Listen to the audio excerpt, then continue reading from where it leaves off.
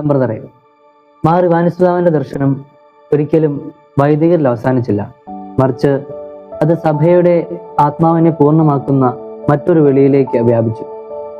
അതുകൊണ്ടാണ് ഈ അധ്യായം വായിക്കുമ്പോൾ ഒരു സത്യം തെളിഞ്ഞു വരുന്നത്.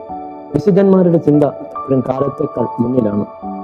ഒരു സമൂഹത്തെ വളർത്തണമെങ്കിൽ ആദ്യം നാം ആയിരിക്കുന്ന സമൂഹത്തിലെ സ്ത്രീ സമൂഹത്തെ വളർത്തണമെന്ന് മാർ യോഹന്നാൻ തിരുമേനി തിരിച്ചറിഞ്ഞിരുന്നു. ഒരു സ്ത്രീയുടെ വിദ്യാഭ്യാസം ഒരു വ്യക്തിയുടെ രൂപീകരണമല്ല, അത് ഒരു തലമുറയുടെ രൂപീകരണമാണ്. ഒരു സ്ത്രീയുടെ വിശുദ്ധി ഒരു കുടുംബത്തെ വിശുദ്ധമാക്കും. വിശുദ്ധ കുടുംബങ്ങൾ സഭയെ വിശുദ്ധമാക്കും. അതുകൊണ്ടാണ് അദ്ദേഹം സ്ത്രീ വിദ്യാഭ്യാസത്തെ ഒരു സാമൂഹിക പദ്ധതിയായി കാണാതിരുന്നത്. മറിച്ച് അദ്ദേഹം അതിനെ നോക്കിക്കണ്ടിരുന്നത് ദൈവരാജ്യത്തിന് അനിവാര്യമായ ഒരു ദൗത്യമായിട്ടാണ്. മാർ ഇവാനിയോസ് തിരുമേനിക്ക് അത് മലങ്കര സഭയുടെ ഭാവിയുടെ അടിത്തറയായിരുന്നു.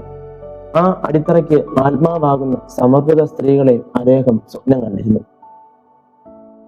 ാണ് അദ്ദേഹത്തിന്റെ യാത്ര കേരളത്തിൽ മാത്രം അവസാനിക്കാതെ കൊൽക്കത്തയിലേക്ക് നീണ്ടത്. ദൂരം അദ്ദേഹത്തെ തടഞ്ഞില്ല, കാരണം അദ്ദേഹത്തിന്റെ ദർശനങ്ങൾ അതിരുകളില്ലായിരുന്നു. സിസ്റ്റർ മേരി വിക്ടോറിയയുടെ കൂടിക്കാഴ്ച ചരിത്രത്തിലെ നിശബ്ദ അനുഗ്രഹങ്ങളിൽ ഒന്നായിരുന്നു.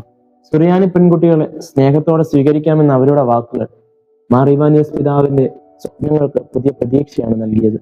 കാരണം പഠിക്കാൻ വേണ്ടി മാത്രമായിരുന്നില്ല അദ്ദേഹം പെൺകുട്ടികളെ അയച്ചിരുന്നത്. നാളെയുടെ മലങ്കര സഭയുടെ പ്രകാശങ്ങളെയാണ് അദ്ദേഹം യാത്രയാക്കിയത്.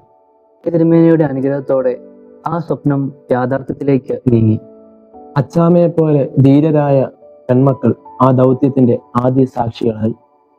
പിന്നീട് കൂടുതൽ പെൺകുട്ടികൾ ആ വഴിയിലൂടെ നടന്നു. അവർ അറിവ് മാത്രമല്ല നേടിയത്, ആത്മീയ സമർപ്പണത്തിന്റെ സൗന്ദര്യം കൂടിയാണ്. എന്നാൽ അവർക്ക് വിദ്യാഭ്യാസം മാത്രം മതിയാകില്ലെന്ന് അദ്ദേഹം അറിഞ്ഞിരുന്നു. കാരണം വിദ്യാഭ്യാസം വിശുദ്ധിയിലേക്ക് നയിക്കുമ്പോഴാണ് സഭ വളരുന്നതെന്ന് അദ്ദേഹം വിശ്വസിച്ചു. അവിടെയാണ് ഈ അധ്യായം ചരിത്രമാകുന്നത്. കാരണം മാർ ഇവാനിയോസ് തിരുമേനി ഇനി ചിന്തിക്കുന്നത് ഒരു വിദ്യാലയത്തെ കുറിച്ചല്ല, മറിച്ച് ഒരു സന്യാസിനി സമൂഹത്തിന്റെ സ്ഥാപനത്തെ പറ്റിയാണ്.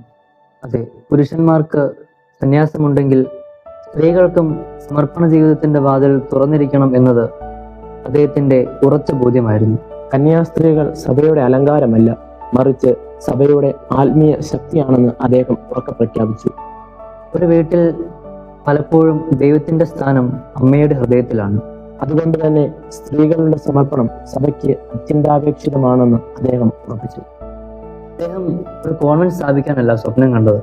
ദൈവത്തിനായി പൂർണ്ണമായി സമർപ്പിക്കപ്പെട്ട ജീവിതങ്ങളുടെ ഒരു പ്രവാഹം മലങ്കര സഭയിൽ ഉണ്ടാകണമെന്ന് അദ്ദേഹം ആഗ്രഹിച്ചു. അതുകൊണ്ടാണ് ദൈവവിളിയുള്ള ഓരോ പെൺകുട്ടിയെയും അദ്ദേഹം പ്രോത്സാഹിപ്പിച്ചത്. അവരെ പഠിപ്പിച്ചു, ഒരുക്കി, രൂപാന്തരപ്പെടുത്തി. സമർപ്പിത ജീവിതം നയിക്കുന്ന ഓരോ സന്യാസിനിയുടെയും ജീവിതത്തിൽ മാർ ഇവാനിയോസ് പിതാവിന്റെ ദർശനങ്ങളുടെ നിശബ്ദ പ്രതിധ്വനി നമുക്ക് കേൾക്കാം. ഒരു വിശുദ്ധന്റെ ദർശനം കാലത്തെ അതിജീവിക്കും.